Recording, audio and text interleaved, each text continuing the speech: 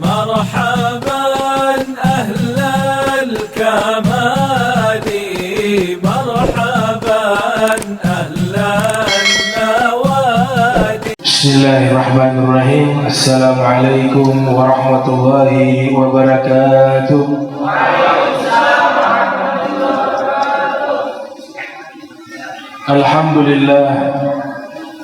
Alhamdulillah Rabbil Alamin. Allahumma salli wa sallim ala Sayyidina Muhammadin wa ala alihi wa sahbihi ajma'in, amma ba'du. Faya ayuhan nas ittaqullaha haqqa tuqatih wa la tamutunna illa wa antum muslimun. Alhamdulillah, puji syukur kehadirat Allah, salawat dan salam senantiasa tercurahkan kepada junjungan mulia Nabi kita tercinta Sayyiduna wa Maulana Muhammad sallallahu alaihi wasallam beserta segenap keluarga beliau, sahabatnya dan umatnya yang senantiasa melaksanakan ajaran beliau hingga akhir masa nanti. Yang saya muliakan, yang saya hormati guru kita bersama Al-Habib Muhammad Bagir bin Syekh Abu Bakar bin Salim yang tadi telah banyak memberikan kita satu wasiat yang sangat penting, satu ilmu yang sangat penting. Juga kepada para imam, Pak Imam Munir, juga kepada Bapak Jasman dan seluruh jamaah yang saya hormati, yang saya cintai, yang saya muliakan, berkaitan tentang tema yang diangkat tentang ukhuwah, persaudaraan. Ada satu nasihat dari Nabi kita Muhammad sallallahu alaihi wasallam yang diriwayatkan oleh Imam Muslim Ibn Hajjaj Al-Qusairi Naisaburi yang lahir tahun 204 Hijriah, meninggal 261 Hijriah. Di dalam hadis sahihnya dari Abi Hurairah berkata, Rasul sallallahu alaihi wasallam bersabda, la tahasadu wa la tanajashu wa la tabaghadu wa la tadabaru wa la yabi' ba'dukum ala bai'i ba'di wa kunu ibadallahi ikhwana. Al-muslimu akhul muslim la yadlimuhu wa la yakhzuluhu wa la yakzibuhu wa la yahkiruhu. At-taqwa hahuna yushiru ila sadrihi thalatha marrat bihasabi imri'in minasyarri an yahkira ahahul muslima. Kullu muslim ala muslim haramun damuhu wa maluhu wa irduhu. Jadi ini satu hadis sudah mencakup ukhuwah Islamiyah. Yang pertama Nabi katakan la tahasadu, tidak pantas sesama muslim saling iri hati. La tahasadu. Apalagi yang tadi Al-Habib Bagir sampaikan kepada ahlul bait Rasulullah sallallahu alaihi wasallam. Tidak ada seorang pun yang mengajukan proposal kepada Allah dilahirkan sesuai keinginannya. Tapi seluruhnya itu adalah pilihan Allah. Kalau berbicara tentang ahli bait Nabi ini berat, tanggung jawabnya itu sangat besar di sisi Allah Subhanahu wa taala. Kenapa besar? Karena berkaitan dengan Nabi Muhammad sallallahu alaihi wasallam. Sehingga Imam Qadiyat dalam kitabnya Asy-Syifa li Huquqil Mustafa, di situ beliau membahas hak-haknya Nabi. Bagaimana kita umat Islam punya hak kepada Nabi Muhammad sallallahu alaihi wasallam, juga kepada ahlul bait Nabi Muhammad sallallahu alaihi wasallam. Sehingga ada hadis diriwayatkan oleh Imam Tabrani di dalam Mu'jamnya yang lahir 260 Hijriah, meninggal 360 Hijriah. Rasul sallallahu alaihi wasallam bersabda, "Law anna rajulan saffa baina rukni wal maqam fasall wa sham thumma laqiya Allah mubghidan li ali Muhammadin dakhala an-nar." Seandainya ada seorang laki-laki dia sholat di depan Ka'bah dan dalam keadaan berpuasa, dalam keadaan melaksanakan ibadah haji, kata Profesor Dr. Al-Habib Abdullah Ibn Abdul Qadir Al-Haqi, kemudian meninggal dunia saat itu. Ini dalam keadaan terbaik, dalam keadaan sholat, dalam keadaan berpuasa, dalam keadaan melaksanakan ibadah haji. Meninggalnya di depan Ka'bah, tapi dalam hatinya ada kebencian kepada keluarga Nabi Muhammad SAW. Dakhalan nar. Nabi katakan orang ini masuk ke dalam neraka Jahannam. Dakhalan nar. Dan memang Allah pilih orang-orang yang mencintai keluarga Nabi Muhammad SAW. Allah pilih. Innama yuridullah liyudhiba ankum rijsa ahla baiti wa yutahhirakum tathira. Allah ingin menghilangkan kotoran dari ahli bait dan mensucikan mereka dengan sesuci-sucinya. Kata menjauhkan kotoran artinya orang-orang yang hatinya penuh kotoran gak bisa dekat dengan ahli bait Nabi Muhammad SAW.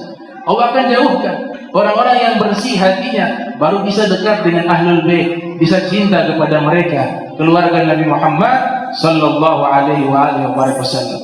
Maka ini wasiat pertama. Dan secara global sesama kaum muslimin, jangan saling iri hati, karena rezeki itu pemberian Allah Subhanahu wa taala. Wala tahasad. Kemudian yang kedua, wala tabaghabu, jangan saling membenci. Wala tanajashu, jangan saling menipu. Wala tadabaru, jangan saling bermusuhan. Wala yabi' ba'dukum ala bai'i ba'din, jangan kalian menjual barang saudara kalian tanpa sepengetahuan. Kemudian Nabi melanjutkan daripada nasihatnya, beliau mengatakan wa kunu ibadallahi ikhwana, jadilah kalian hamba-hamba Allah yang bersaudara. Kita ini ketika meninggal dunia masuk ke alam barzah, ada pertanyaan, man ikhwanuk, siapa saudara-saudaramu? Maka jawabannya adalah orang-orang Islam. Al-Imam Ali bin Abi Thalib dalam kitab Nahjul Balaghah mengatakan, ada saudara seagama, ada saudara sebangsa. Saudara seagama ini ranking 1. Jadi harus diprioritaskan persaudaraan secara agama. Ketika berbicara ukhuwah Islamiyah, maka di situ adalah satu kesatuan, tidak bisa dipisahkan. Nabi katakan al-muslimun 'alal muslimin kal bunyan wahid. Orang-orang Islam sesama mereka itu seperti satu bangunan. Yashuddu ba'duhum ba'dha, saling menguatkan satu dengan yang lainnya. Dalam Al-Qur'an juga Allah Ta'ala berfirman, wa'atasimu bihablillahi jami'a wa la tafarraqu. Berpegang teguhlah dengan tali-talinya Allah Subhanahu wa taala, jangan kalian bercerai-berai. Nabi Muhammad sallallahu alaihi wasallam datang juga disebutkan wa allafa baina qulubihim.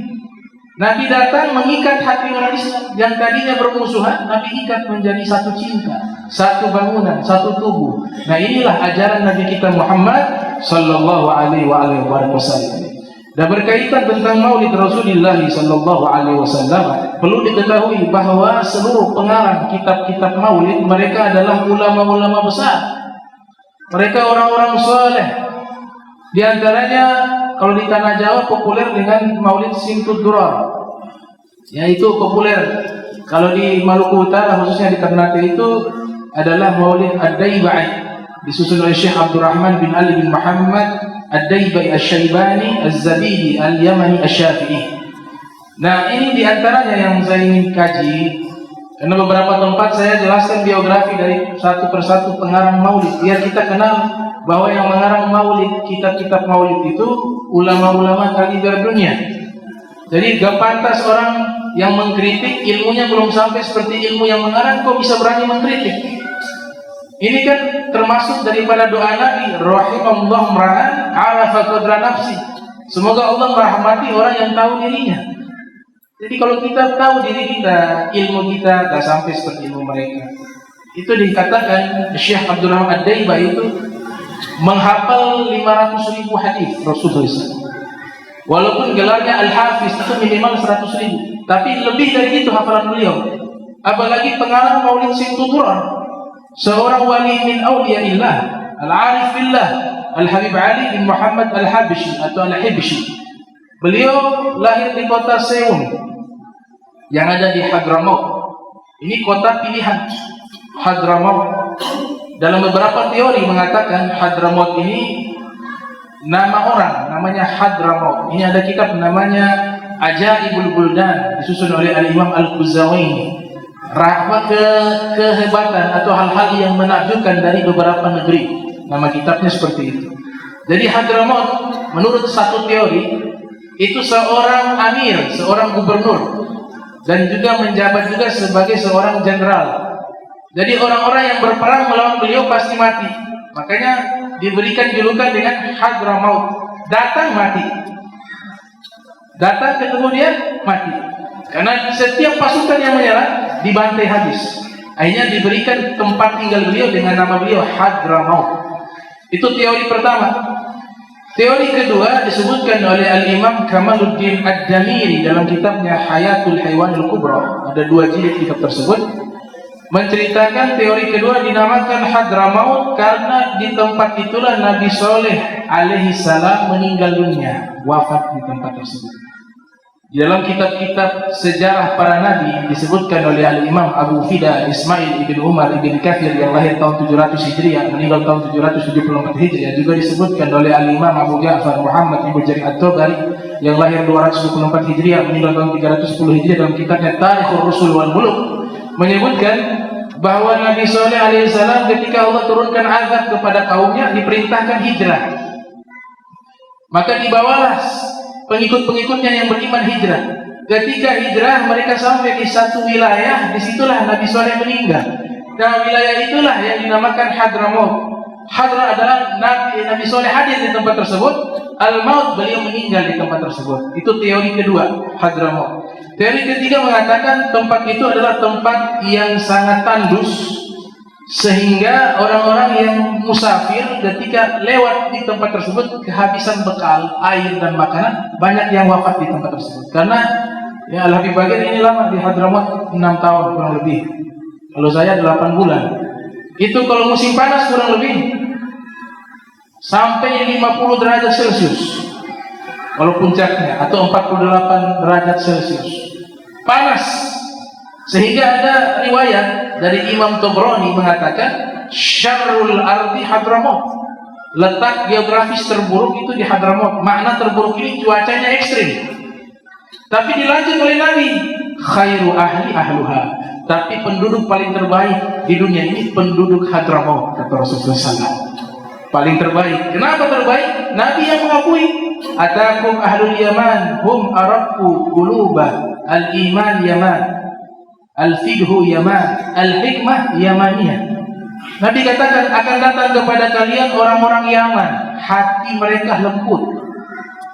Iman tempatnya di Yaman. Ini pengakuan dari Nabi Muhammad SAW. Fikih tempatnya di Yaman. Al-hikmah Yamaniyah. Hikmah juga tempatnya di Yaman. Oleh sebab itu Nusantara ini mendapat cahaya Islam tidak terlepas daripada para dai-dai yang asalnya dari Hadramaut.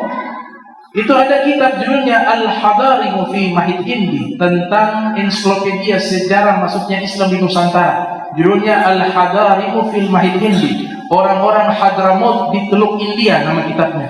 Di situ diriset secara ilmiah, dijelaskan secara data yang konkret yang lengkap bagaimana para dai-dai mereka dari Hadramaut datang ke Nusantara. Bukan hanya di Nusantara yang Islam, mereka sampai ke Afrika, sampai ke India, sampai ke negeri kita Indonesia. Masuk Islam di tangan mereka para dai. Makanya ada terkenal namanya Wali Songo.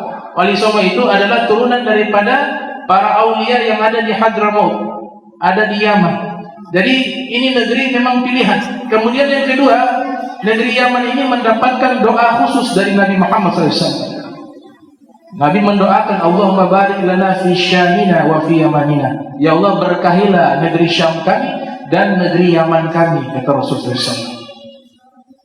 Kemudian dalam riwayat yang lain diriwayatkan oleh Al-Imam Tabrani yang lahir 260 Hijriah meninggal 360 Hijriah dalam kitabnya Al-Mu'jamul Awsat. Diriwayatkan Rasul sallallahu alaihi wasallam bersabda, Hadramaut tunbitul awliya'a kama tunbitul ardul baqal. Negeri Hadramaut akan menumbuhkan para wali-wali sama banyaknya sebagaimana bumi menumbuhkan sayur mayur. Makanya jumlah walinya tidak terhitung. Al-Habib Abdurrahman bin Muhammad As-Saqqaf, padahal beliau ini abad ke-8 Hijriah. Abad ke-8 Hijriah. Di zaman beliau abad ke-8 Hijriah ada makbarah, kuburan para aulia namanya Zambal. Beliau katakan pada waktu itu sudah dimakamkan lebih dari 10.000 wali di kuburan tersebut. Tahun abad ke-8 Hijriah. Dan ada 80 kutub. Kemudian juga ada kuburan 70 sahabat. 70 orang sahabat yang ahlul badar, ikut perang Badar. Itu ada di Hadramaut.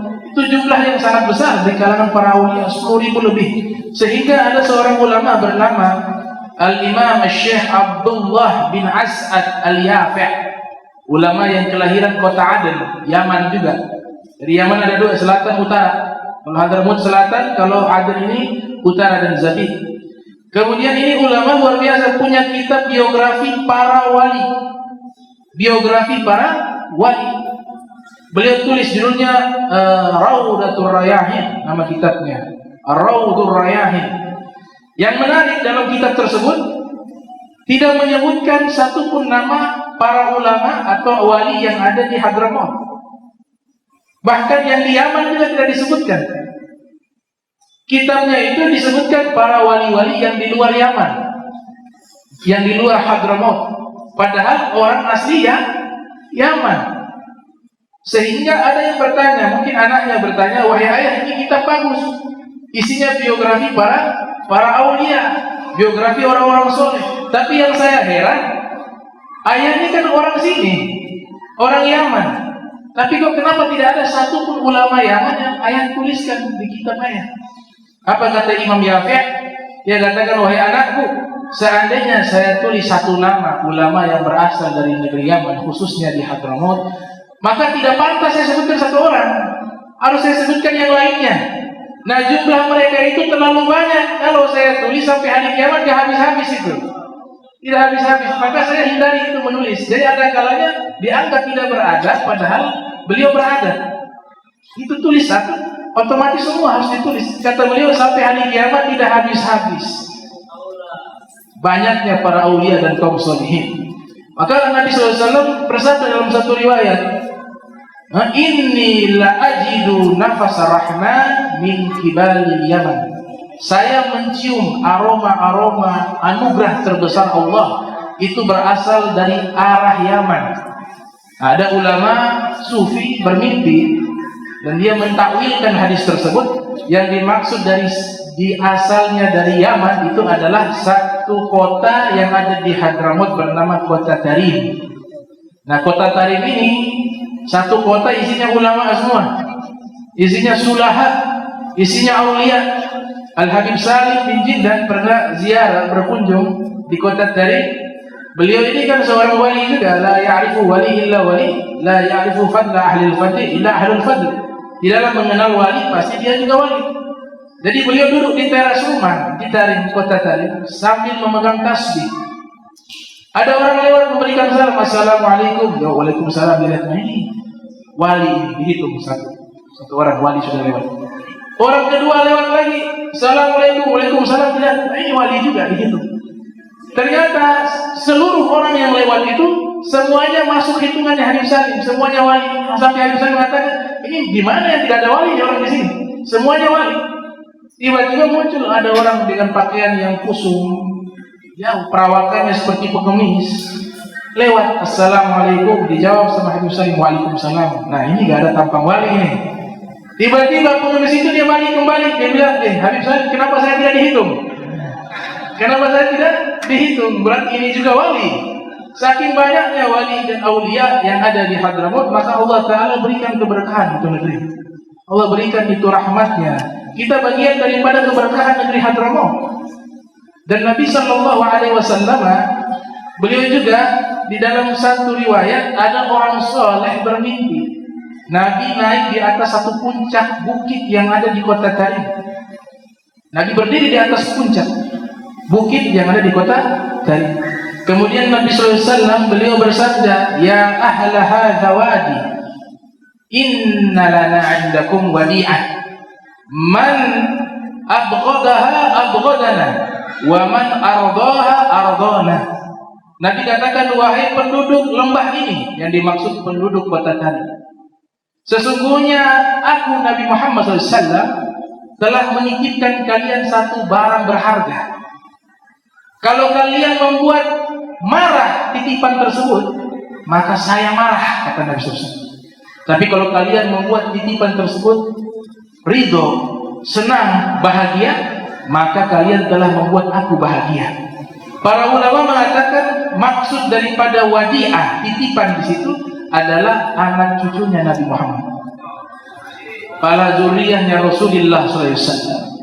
Jadi biografi singkat, yang pertama kali hijrah, ini Hadramaut, yang pertama kali hijrah daripada anak cucunya Nabi Muhammad SAW adalah Sayyid Ahmad bin Isa Al-Muhajir. Jadi beliau ini hijrah pada tahun 319 Hijriah, berasal dari Irak. Al-Imam Al-Baghdadi, Khatib Al-Baghdadi punya kitab namanya Tarikhul Baghdadi, sejarah kota Baghdad. Di sini lihat bagaimana ya, ulama terdahulu mereka tahu tuh pangkat, mereka tahu tuh kedudukan Ahlul Bait Nabi Muhammad SAW.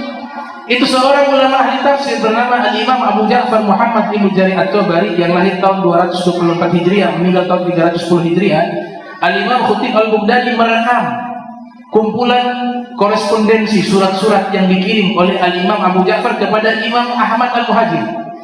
Padahal usianya lebih tua jauh. Bahkan Al-Imam At-Tabari ini terkenal sebagai Sayyidul Mufassirin, rajanya ahli tafsir dunia. Beliau punya kitab tafsir itu diakui semua kalangan, Jami'ul Bayan. Dan juga punya kitab ensiklopedia sejarah para nabi dan para raja namanya Tarikhur Rusul wal Muluk. Dan juga beliau adalah seorang imam besar di mazhab fiqih Syafi'i yang belajar langsung kepada murid-muridnya Imam Syafi'i.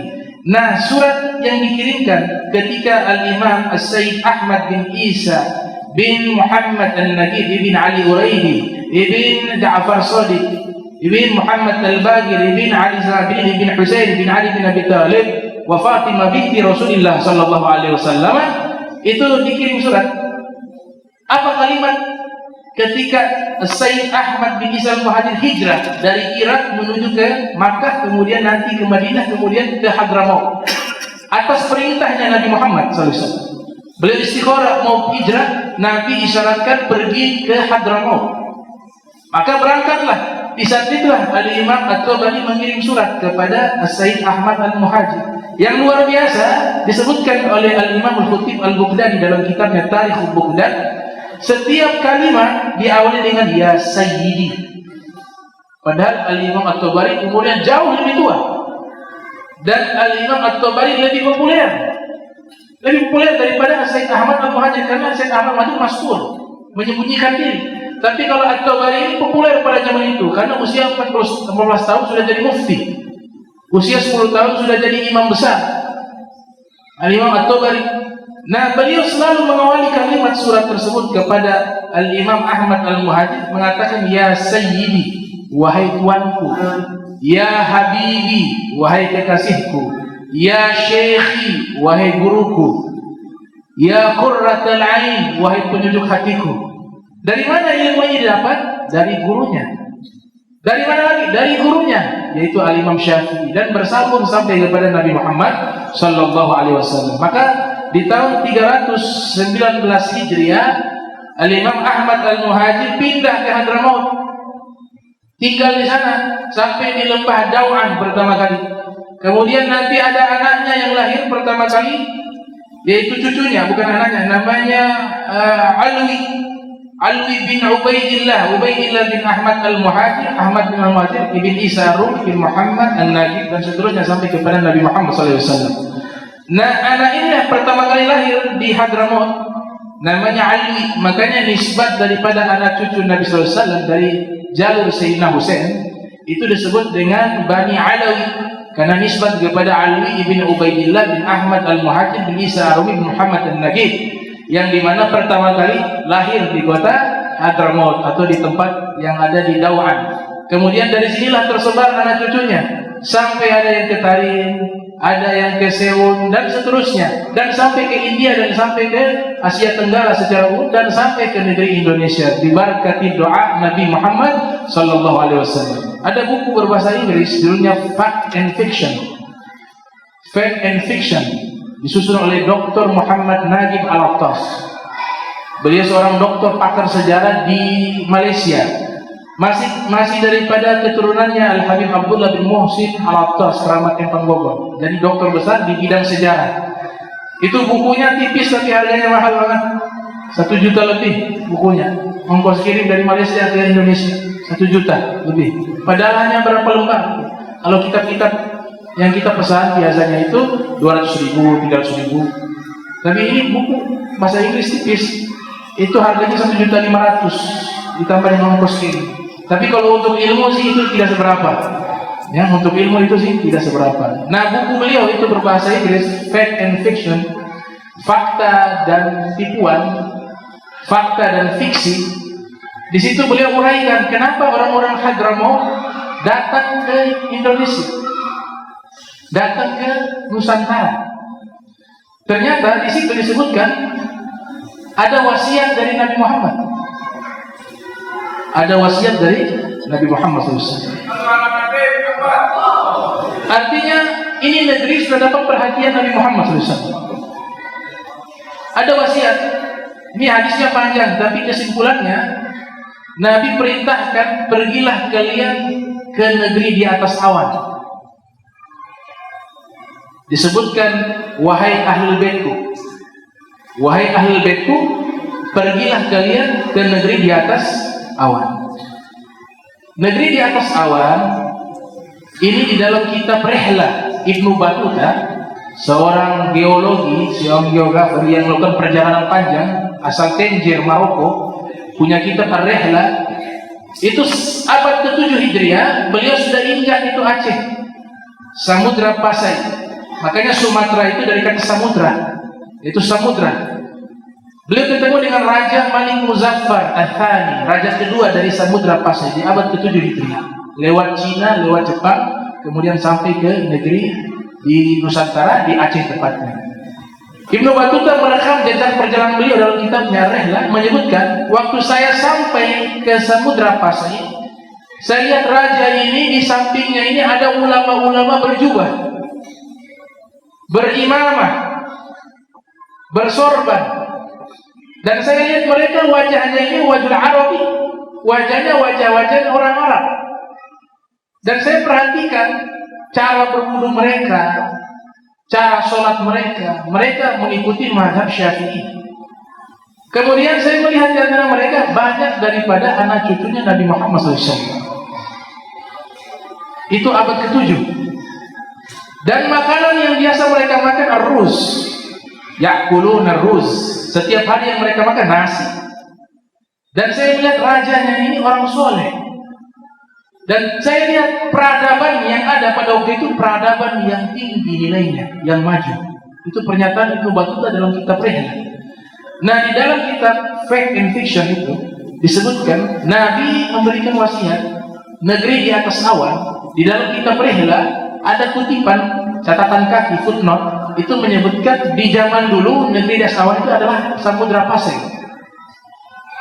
dengan Nusantaranya. Jadi Nabi memberikan wasiat kepada ahlul bait, pergilah kalian ke negeri di atas awan. Karena negeri tersebut adalah negeri yang penuh keberkahan dan nanti banyak orang-orang soleh berasal di sana. Banyak aulia berasal di sana. Dan di negeri tersebutlah nanti anak cucu daripada Al-Imam Ali bin Abi Thalib dari Sayyidina Hasan bin Husain akan bertumpuk jumlahnya paling besar di negeri tersebut. Dan ini terbukti. Ada kitab namanya Dhikrul A'zam, teka-tekinya ilmunya Sayyidina Ali. Jadi berupa teka-teki, tapi di dalamnya isinya ilmu. Itu Imam Ali bin Abi Thalib 1000 tahun lalu sudah mengatakan bahwa anak keturunanku akan banyak tinggal di satu wilayah bikur bisin, dekat dengan Cina. Nah, ada yang mentahqiq, dia menulis Jepang. Ini salah, karena Jepang bukan masyarakat Islam. Yang dimaksud di situ dekat dengan Cina adalah Nusantara. Kemudian beliau deskripsikan secara terperinci. Negeri tersebut kathratul jalazim, banyak gempa. Jadi negeri banyak gempa. Yaqra'una al-Qur'ana wa la ya'rifuna ma'na. Mereka senang baca Al-Quran, tapi banyak yang tidak tahu artinya. Sampai ada musabaqatul tilawah, ya, kori-kori suaranya indah, bagus, belum tentu bisa tahu artinya. Tapi itu mukjizat. Kenapa? Tidak tahu arti tapi bisa hafal Al-Quran. Itu luar biasa. Inna nahnu nazzalna dzikra wa inna lahu lahafizun. Kemudian beliau katakan lagi, selain banyak pulau-pulau kathratul jazair, juga negeri tersebut banyak pulau-pulaunya. Subhanallah. 1000 tahun lalu, Sayyidina Ali belum pernah diinjak di Indonesia. Ilmunya dari mana ini? Ilmunya dari Nabi Muhammad SAW. Imam Ali mengatakan, "Allamani Rasulullah al-fa'il." Nabi Muhammad SAW mengajarkan kepada saya 1000 ilmu. Di satu ilmunya cabangnya 1000 ilmu lagi. Berapa? Jadi ilmu kayak begini kecil, mudah bagi mereka. Allah bukakan dalam kitab Sahih Muslim dikatakan, "Wuziya li ard." Nabi katakan, "Wuziya li ard." Ditampilkan layar bumi di hadapanku. Kata Rasulullah, sehingga aku bisa melihat paling timurnya dan paling baratnya dunia. Wa inna mulka ummati sayablugu ma zuya minha, dan nanti kerajaan umatku akan sampai di wilayah yang paling timur. Wa utiya, dan diberikan mereka kanzain, 2 pusaka, al-ahmar wal abyad, merah putih. Ada ulama Mesir mengatakan makna hadisnya adalah Indonesia. Makna hadisnya adalah Indonesia. Kerajaan ini kerajaan di Maluku Utara, kerajaan yang lama. Ada manuskrip didapat dari Belanda, manuskrip itu mengatakan di zaman khilafah Daulah Umayyah, tepatnya di saat berkuasanya Khalifah Umar ibn Abdul Aziz. Pada tahun beliau lahir tahun 60 Hijriah, meninggal 101 Hijriah. Beliau memimpin pada tahun 99 Hijriah sampai 101 Hijriah. Di dalam satu manuskrip, ini saya dapat dari salah satu guru saya, yaitu Dr. Ja'far Sagaf. Ada manuskripnya. Nah, ada bab membahas tentang zakat tawabil, zakat rempah-rempah, zakatut tawabil, zakat rempah-rempah. Kayaknya di mazhab Hanafi, di situ ada wajib zakat cengkeh dan pala. Zauzutib, bahasa Arabnya zauzutib. Nutmeg kalau bahasa Inggrisnya. Kurunful, cengkeh. Kurunful, cengkeh. Wajib keluarkan zakat pala dan cengkeh. Di dalam buku bahasa Inggris, judulnya The Secret of Spices, rahasia rempah-rempah. Ini bahasa Spanyol ditranslate ke bahasa Jerman, ditranslate ke bahasa Inggris.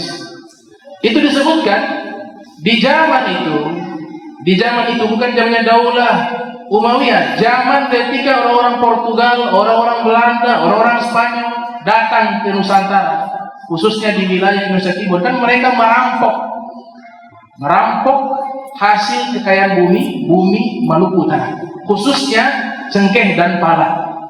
Sampai dikatakan di buku tersebut, istana raja yang megah yang ada di Spanyol dan di Portugal, gereja-gereja yang begitu megahnya, itu semua adalah uang dari penjualan cengkeh pala. Jadi bisa bayangkan peradaban yang besar, bangunan-bangunan yang indah yang ada di Spanyol dan Portugal itu uangnya dari Maluku Utara. Uangnya dari Maluku Utara. Kenapa? Komoditi cengkeh pala pada masa itu nilainya tinggi, mahal. Sehingga disebutkan 1 kilo pala, 1 kilo emas.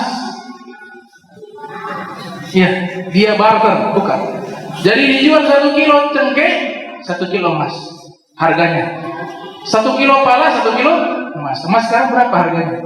Ini kalau harganya seperti ini penjual cengkeh pala kaya raya semua.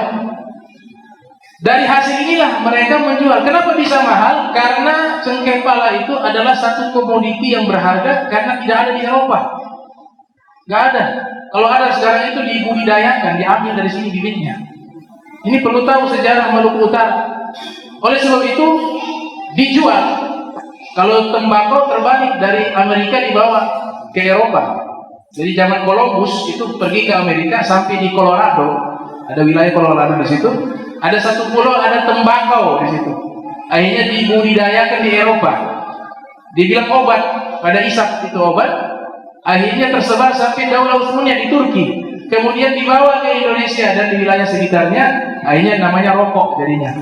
Tapi kalau cengkeh pala dari sini dibawa ke sana. Sehingga nama negeri Maluku Utara ini juga diambil dari bahasa Arab, al-muluk, kerajaan. Sehingga disebutkan Jazairul Muluk. Karena banyak pada waktu itu sudah ada kerajaan di sini. Ini satu teori yang bisa dibantahkan karena sejarah sifatnya subjektif. Tapi inilah manuskrip yang ada di Belanda dan di beberapa tempat itu ada di museum. Bahkan foto-foto yang ada di Valdo 1 itu ada fotonya sampai sekarang di Belanda. Satu rumah yang ada di depan, ya kalau kita ke Masjid Muhajirin, ya samping kiri, kemudian masuk gang, di situ ada rumah yang dari Sen itu rumah lama itu. Kalau lihat itu ada bolong-bolong, itu bekas tembakan, bekas peluru. Fotonya ada di sana, di Museum Belanda, sampai sekarang masih ada. Itu kalau dijual mahal foto tersebut, karena itu foto aslinya yang punya orang Ternate, cuma ditipu sama orang Jepang. Dijual di sana mahal gitu. Jadi inilah sejarah panjang daripada Islam yang dimana Allah pilih. Tadi saya katakan berarti Allah pilih negeri Indonesia memegang amanah besarnya Allah menjadi umat Islam terbesar di dunia. Berarti ada rahmat, ada perhatian dari Allah Subhanahu wa Ta'ala. Oleh sebab itu ini sejarah. Insya Allah kalau ada nanti kita kerjasama dengan para sejarawan membukukan itu sejarah tersebut karena sejarah panjang. Jadi bisa bayangkan cengkeh dan pala dalam satu teori itu sudah dibuat konsensus hitungan dan sudah dibuat semacam konferensi resmi di masa Daulah Umayyah, di masa Khalifah Umar ibn Abdul Aziz radhiyallahu ta'ala anhu wa ardhah. Kemudian dari sinilah kita bisa tahu bahwa ini semuanya berkat Nabi Muhammad SAW. Nabi sudah buka jalan kita menuju surga. Allah Ta'ala sudah memilih kita menjadi umat Nabi Muhammad SAW. Bukan hanya itu, Allah memilih negeri Indonesia khususnya mendapatkan satu anugerah yang lebih, yaitu menerima agama Islam daripada anak cucunya Nabi Muhammad SAW. Langsung dari anak cucunya Nabi Muhammad SAW. Itu di Myanmar, Bangladesh, itu kan terbesar juga Islam. Bahkan nomor 3. Nomor 1 Indonesia, nomor 2 India, nomor 3 Bangladesh. Itu Bangladesh yang mengislamkan satu negara hanya satu orang. Asalnya dari Yaman. Kasih Islam di awal, mengislamkan satu negara hanya satu orang. Makanya hubungan ulama India dengan Hadrawat ini hubungannya sudah lama. Al-Habib Muhammad bin Salim bin Hafiz, ayahanda daripada Al-Habib Umar, itu pernah ketemu dengan Syekh Ilyas yang menyusun kitab Hayatus Sahabah. Ya, Syekh Ilyas, Hayatus Sahabah. Ini biar tahu nih. Ini saudara-saudara kita dari Jamaah Tabligh. Al-Habib Muhammad datang langsung ketemu, ziarah, tabarukan. Ya. Tabarukan dengan Syekh Ilyas, pengarang kitab Hayatus Sahabah. Ini beliau pakar hadis. Di dalam satu kitab Fadailul A'mal, keutamaan amal, di situ kan selalu dikutip Mula Ali Qori. Mula Ali Qori ini asli Afghanistan.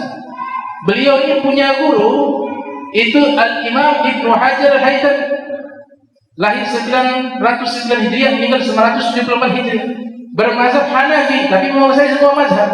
Yang luar biasa, beliau ini tokoh besar yang ada di India, padahal aslinya Afghanistan, ulama besar. Maka dimasukkan di kitab Fadailul Amal, dijadikan referensi utama oleh Syekh Ilyas dan Syekh Yusuf Al-Kandahlawi. Beliau ini punya kitab Maulid, Maulid Nabi, judulnya adalah Al-Mawridu Rawi fi Maulidin Nabi. Judul kitabnya Al-Mawridu Rawi fi Maulidin Nabi. Bab awal saya pernah baca kitabnya. Beliau dengan tegas mengatakan dengan tegas. Makanya ini harus dipegang oleh umat Islam, wabil khusus kepada jamaah tabligh. Di bab awal mula Al-Qari mengatakan apa? Nasabu Rasulillah sallallahu alaihi wasallam tahir min ladun Adam ila wulida Rasulillah sallallahu alaihi wasallam. Itu substansinya di kitab tersebut. Beliau katakan apa? Nasabnya Nabi Muhammad SAW suci bersih, tidak ada noda, tidak ada cacat. Mulai dari Nabi Muhammad lahir naik ke atas sampai Nabi Adam, semuanya itu suci bersih, semuanya muslim. Itu dalam kitabnya Syekh Alimullah Al-Qari, dalam kitabnya Al-Mawridur Rawi fi Maulidin Nabi. Oleh sebab itu Hadramaut dengan India, makanya orang-orang Hadramaut banyak di India juga. Ada Habib Syekh Al-Idrus, pengarang kitab Idah Asrar Ulumil Muqarrabin, beliau dimakamkan di India. Ayah daripada pengarang kitab Maulid Ad-Daibai, Syekh Abdurrahman bin Ali bin Muhammad Az-Zabidi Asy-Syafi Al-Yamani Asy-Syaibani, beliau punya ayah itu meninggal di India, dikuburkan di India. Jadi orang-orang Hadramaut sudah banyak di India. Oleh sebab itu Habib Muhammad datang tabarukan kepada Syekh Yusuf Al-Kandahlawi. Datang. Di saat itu Syekh Yusuf sedang mengarang kitab Hayatus Sahabat, kitab yang menjelaskan autobiografi sahabat Nabi Muhammad SAW. Nah, saya sudah baca itu kitab, sudah hatam Hayatus Sahabat. Bahkan Sarah Muwatta beliau punya juga. Ya, kitab Syarah Muwatta Imam Malik yang lahir 93 Hijriah, meninggal 179 Hijriah, itu ada puluhan jilid. Itu karyanya beliau juga, ulama hadis. Yang luar biasa, bagaimana lihat ulama mereka saling mencintai satu lainnya, saling menghormati. Al-Habib Muhammad datang ketemu Syekh Yusuf Al-Kandahlawi. Syekh Yusuf berdiri menghormati. Masya Allah. Ditanya, antum dari mana? Disebutkan dari Tarif Hadramaut. Dicium tangannya, dipeluk. Kenapa? Tahu ini pasti daripada anak cucunya Nabi Muhammad SAW. Ini ada sejarahnya. Ini kisah langsung dari Habib Umar, diceritakan kepada para ulama yang ada di Malaysia.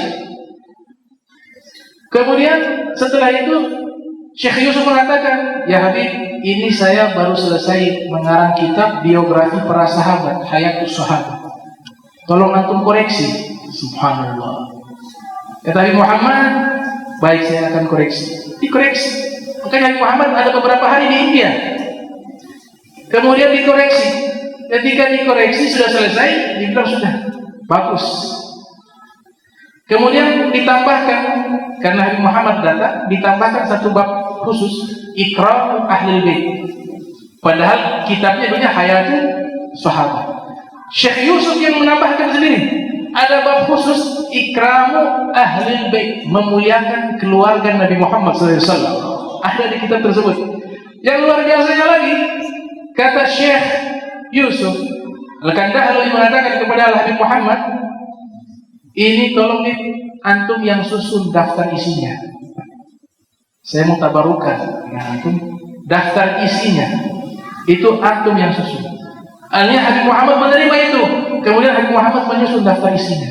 Jadi daftar isi dari Hayatus Sahabat, urutan pembahasan sahabat siapa yang terlebih dahulu sampai akhirnya itu disusun oleh Al-Habib Muhammad bin Salim bin Hafid bin Syekh Abu Bakar bin Salim. Ada hubungan. Dan bahkan tadi sudah bahas di Yaman. Sekarang kita bahas India sedikit. Di India ini ada riwayat daripada Al-Imam Ibn Katsir yang lahir tahun 700 Hijriah, meninggal tahun 774 Hijriah. Dalam kitab Al-Bidayah wa Nihayah, jadi disebutkan India ini sudah masuk Islam di zaman Nabi Muhammad SAW.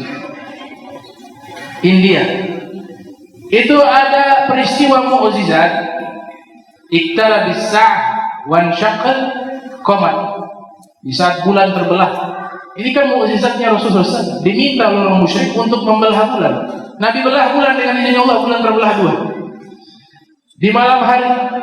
Nah, Raja India pada waktu itu di waktu yang sama, namun di tempat yang berbeda, berada di India, sedang duduk di teras istana. Raja India ini sedang duduk di teras istana. Dia lihat itu bulan tiba-tiba terbelah. Dia pakai katib sekretarisnya menulis kejadian tersebut. Ini kejadian bulan terbelah, tulis jam berapa. tanggal berapa, hari apa, ditulis data-datanya secara rinci. Kemudian waktu berjalan, pedagang-pedagang dari Arab mampir ke India, namanya jalur sutra zaman dulu. Jalur sutra. Ini jalur sutra sudah klasik, sudah lama. Pedagang-pedagang Arab mampir ke India.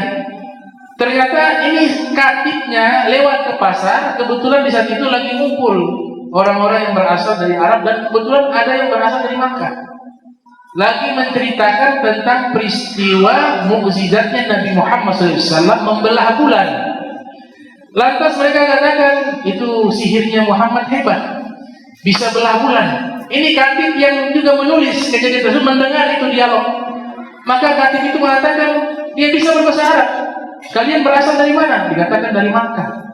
Oh, dari Makkah. Itu siapa yang bikin bulan terbelah? Diceritakan. Itu ada orang mengaku Nabi di Makkah. Namanya Muhammad SAW.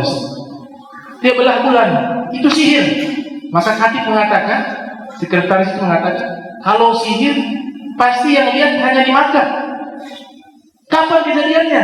Disebutkan kejadiannya tanggal sekian, jam sekian. Dia bilang, ini kami lihat di India.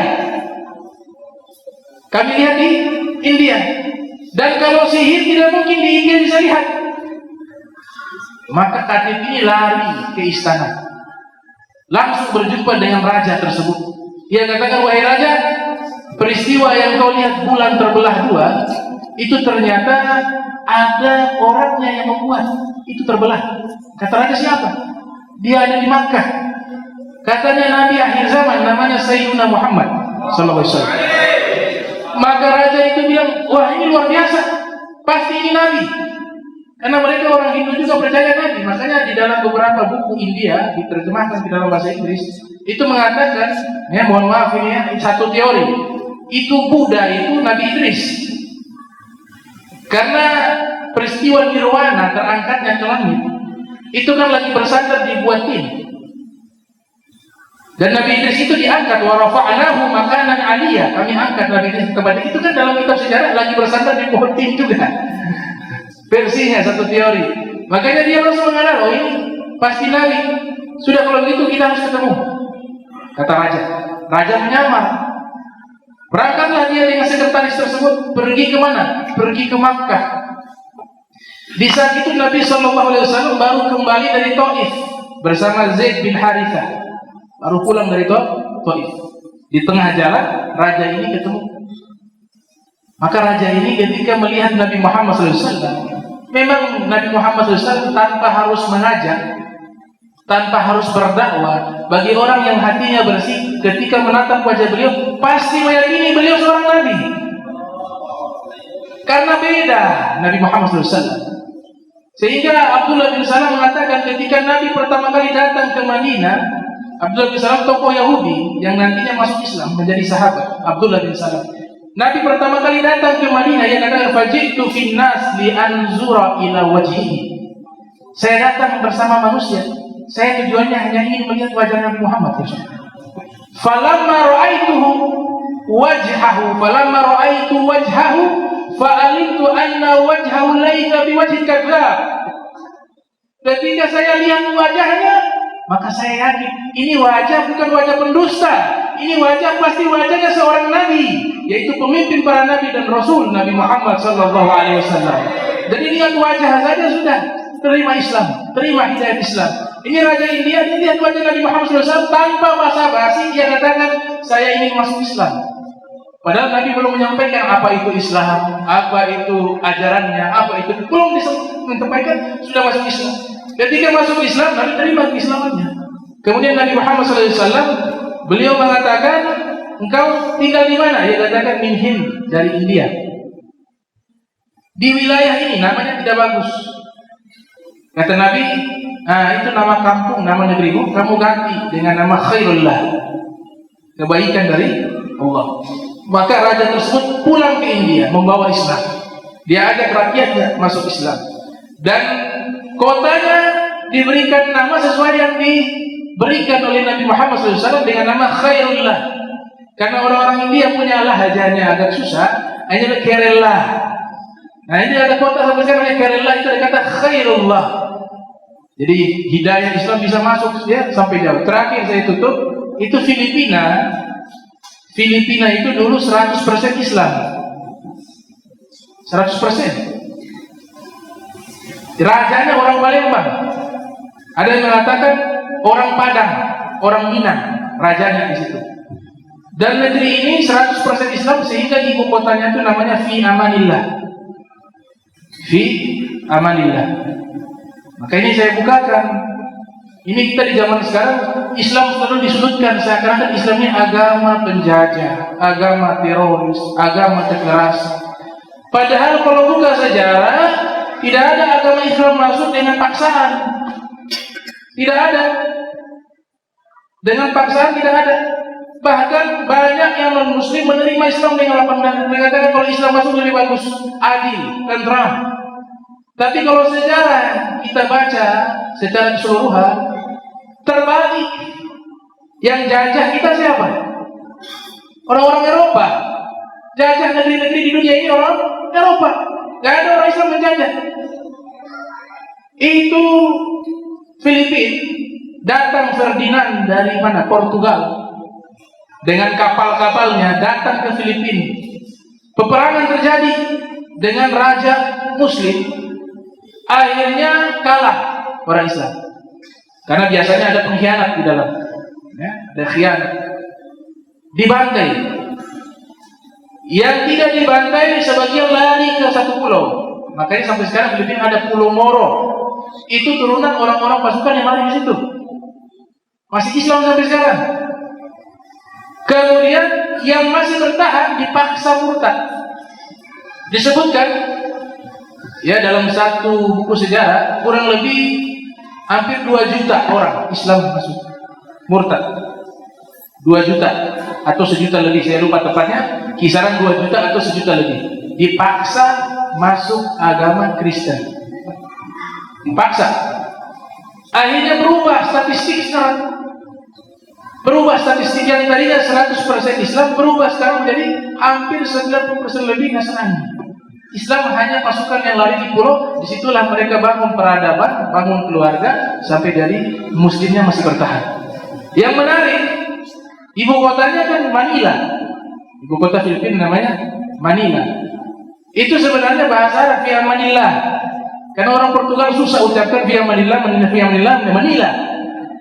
Ya, via Manila susah, hanya disingkat Manila. Itu. Dan juga ini Islam punya sejarah panjang. Kalau saya jelaskan lagi yang di Amerika juga akan kaget. Ternyata Amerika itu Islam masuk terlebih dahulu. Kalau kita lihat foto-foto suku Indian, itu pakai imamah. Coba lihat, pakai imamah. Nama-nama kota di Amerika itu bahasa Arab banyak. Nevada, dari kata Nevada. Ya, ada banyak, saya ada kumpulkan dari beberapa Wikipedia, kitab-kitab dan buku-buku sejarah dunia tentang nama-nama kota di Amerika yang berasal dari bahasa Arab dan suku Indian yang beragama Islam sebelum datangnya Columbus. Mudah-mudahan ini bisa mencerahkan dan insya Allah mudah-mudahan kita doakan guru kita Al-Habib Muhammad Baqir panjang umur, sehat walafiat. Beliau adalah guru saya, ya. Jadi alhamdulillah beliau jauh-jauh dari Bogor berkah datang ke Ternate berdakwah ya sendiri puluhan tahun sudah, berapa tahun sudah, cukup lama. Iya, saya belajar sama Habib Baqir sampai saya kejar beliau di Ciawi. Habib Baqir, saya haus ilmu, saya kejar Habib Baqir. Waktu itu dengar kabar dari Halabu, Habib Baqir ada pulang ke Bogor ke Ciawi, padahal saya tidak tahu Ciawi itu di mana. Sudah pengen belajar sama Habib Baqir, ayo kita naik motor pergi ke Ciawi, ketemu alhamdulillah ada sempat baca beberapa kitab. Jadi pakai beliau guru saya yang saya muliakan, saya hormati, selalu saya doakan sehat walafiat panjang umur insyaallah. Kemudian ini alhamdulillah Ternate sekarang alhamdulillah Maulid tahun ini kayaknya lebih ramai ya. Kita kemarin di Al-Munawwar juga itu alhamdulillah penuh. Di Muhajirin Masjid Jawa 1 itu penuh. Padahal itu makanan, saya tanya ke Ibu Nona lewat Arman itu makanannya itu semuanya sama cadangannya itu hampir 1000 kotak itu habis. Banyak yang nggak dapat tuh. Kemudian kemarin di Al-Amin juga alhamdulillah. Makanan itu kurang lebih 800 habis, lain tidak dapat. Sudah kira-kira 1000-an. Nah ini berkat nih. Makin banyak nih Maulid Nabi Muhammad SAW diadakan di bumi ini, diadakan di Maluku Utara, makin jauh dari bala, makin jauh dari musibah, makin diberkahi oleh Allah, makin mendapatkan cinta Nabi Muhammad SAW yang menyatakan Allah, maka Allah yu'adzibahum wa anta fihim. Allah tidak akan mengazab satu kaum sedangkan di situ ada engkau wahai Nabi Muhammad. Mana ada engkau di sini? Wa'lamu anna fikum Rasulullah. Allah nyatakan dalam Al-Quran, ketahuilah Nabi kalian itu sesungguhnya ada di antara kalian. Kalau kalian berkumpul untuk Nabi itu Nabi ada, Nabi hadir. Kalau Nabi sudah hadir, sudah gak ada yang namanya bala, gak ada yang namanya virus corona, gak ada yang namanya penyakit. Asal yakin, asal mahabbah, wasil, al-qulub bil-qulub, ar-ruh bil-ruh, al-jasad bil-jasad, al-akal bil-akal, ad-dam bil-dam. Kita sambung hati kita, akal kita, ruh kita, jiwa kita kepada Nabi Muhammad sallallahu alaihi wasallam. Allahumma jam'ana hadza jam'an marhuma wa tafarraqa min ba'di tafarraqa ma'zuma wa la taj'al minna wa la minna shaqiyyan wa mahruma. Allahumma nazzil qulubana 'an ta'alluqi biman dunak waj'alna min qaumin tuhibbuhum wa yuhibbunak. Subhanaka bihamdika asyhadu an la ilaha illa anta astaghfiruka wa atubu ilaik. Wa sallallahu alaihi wasallam Muhammadin wa ala alihi wa sahbihi wa baraka wa sallam. Wa lakum minkum wassalamu alaikum warahmatullahi wabarakatuh.